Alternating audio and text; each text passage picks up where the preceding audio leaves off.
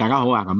咁呢個事件就係沸沸揚揚啦吓，咁已經由好似4月頭啊，嚟到而家差唔多4月中，咁來來去去啊，搞到而家咧就開始炸裂啦啊！咁咧我哋嘗試向呢度分析佢嗰個核心原因吓，即係嗰啲表象咧，你加我幾多，我加你幾多，呢個又反制啊，咁無謂啦，嗰啲都係表象。咁究竟佢點解會咁樣做，同埋佢咁樣做會得嚟咩好處，係為咗啲咩目的？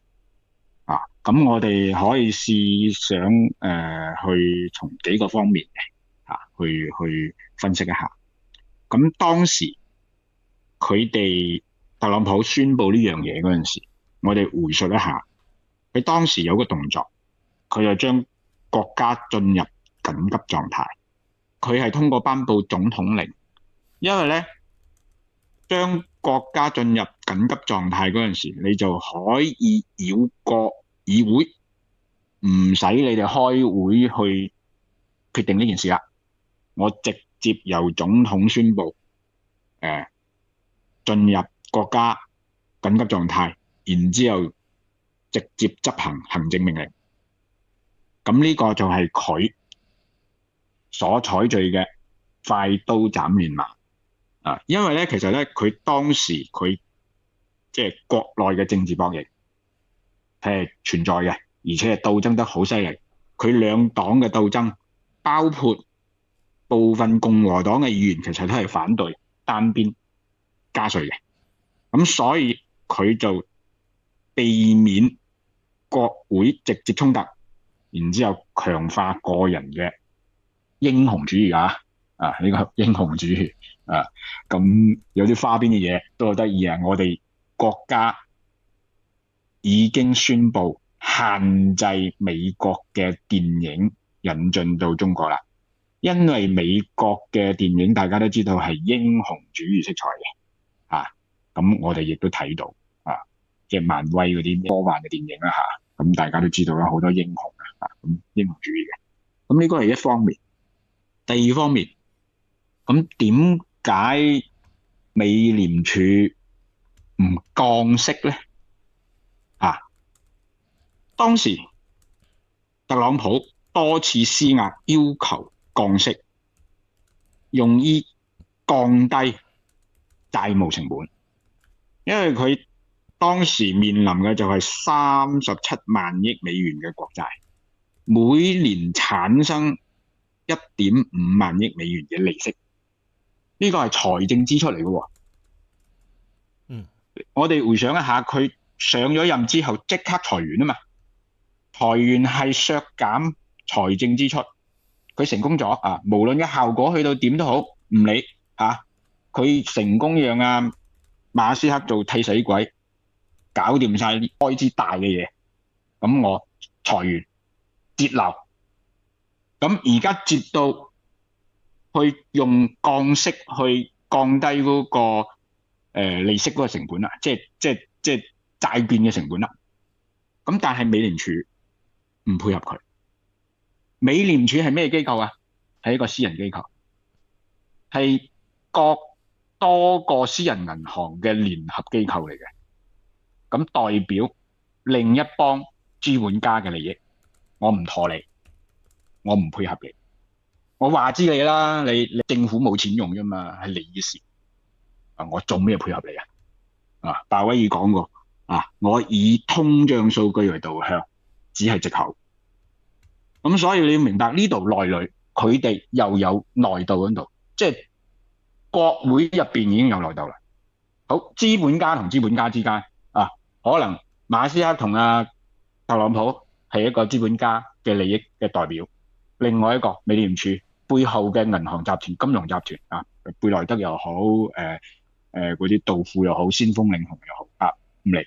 總言之係兩幫嘅資本家喺度鬥博弈。我唔降息，你睇下你政府你捱得幾耐？呢個第二方面。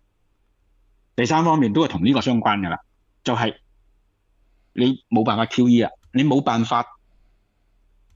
印錢出嚟去買國債啦。咁呢個咧牽涉到咧同上一個問題咧係相關聯，但係我哋要明白佢而家佢就係用呢種方式去隱藏或者係隱瞞佢後期嗰個債務嘅償還個優勢。點解咧？嗱，因為我可以通過關稅去讓啲弱小嘅國家嘅貨幣貶值。我知道我美元喺度貶值緊㗎啦，但係假如你例如你日元或者越南盾，你比我貶值得快咧，到嗰陣時我還錢俾你越南同日本嗰陣時，我係咪用少啲美元啊？或者係對我哋人民幣嚟講嚇，如果你美元貶值1.1，但係我哋人民幣貶值1.5，咁我到時我還美元債嗰陣時，喂，我係咪用少好多錢？所以佢係將嗰個債務轉移係隱性嘅，佢隱藏得非常之好呢個動作。我唔知大家明唔明啊？大家亦都可以去翻一啲資料。當時1971年嗰陣時，尼克遜總統將美元脫歐黃金，佢一脫歐即刻就通過關稅去實現隱蔽嘅債務轉移，同呢個同一樣嘅道理。所以佢哋後邊嘅智囊團，我認為佢哋係有啲料到嘅。咁而且咧，佢哋咧係經過深思熟慮嘅，而且分析過當時各方面嘅掣肘同埋政策，當時嘅環境，佢哋先用呢個下策啊。當然，佢哋係冇辦法先用呢個政策嘅。咁結合呢3方面，我哋可以諗諗，佢哋唔係鼠輩嘅行為，佢哋亦都唔係話表面上咁瘋狂，佢哋係經過深思熟慮，而且係按部就班去做呢件事喎。你包括進入個緊急狀態，你包括而家嘅行政命令，你包括我冇辦法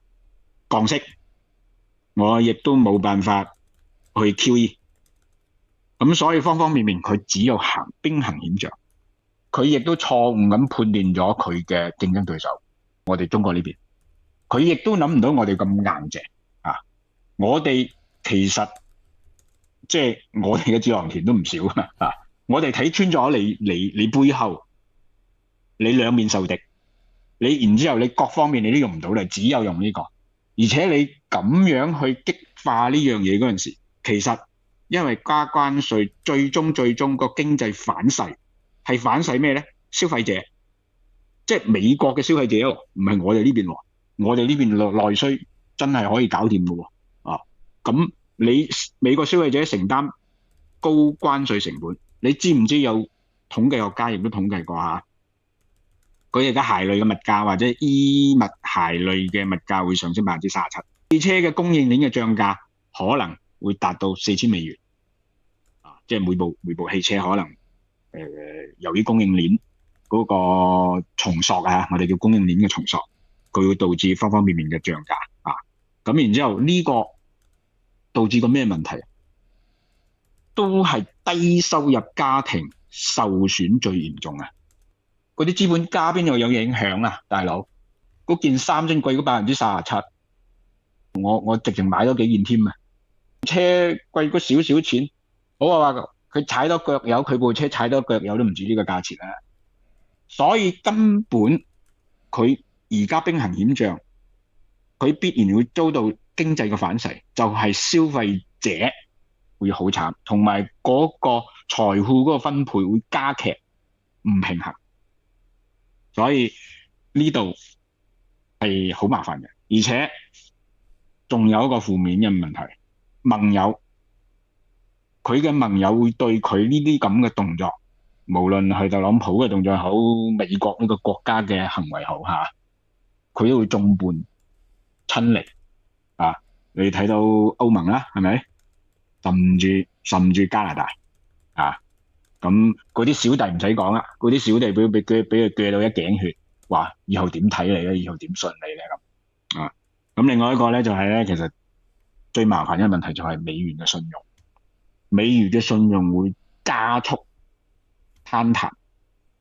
即係佢要加速啊！即係之前我哋其實當時我哋都做過預判或者係做過一啲分析嚇，可能真係5、6月嗰陣時會出現加速嘅問題啦。結果其實真係而家已經四月中旬就開始明顯啦。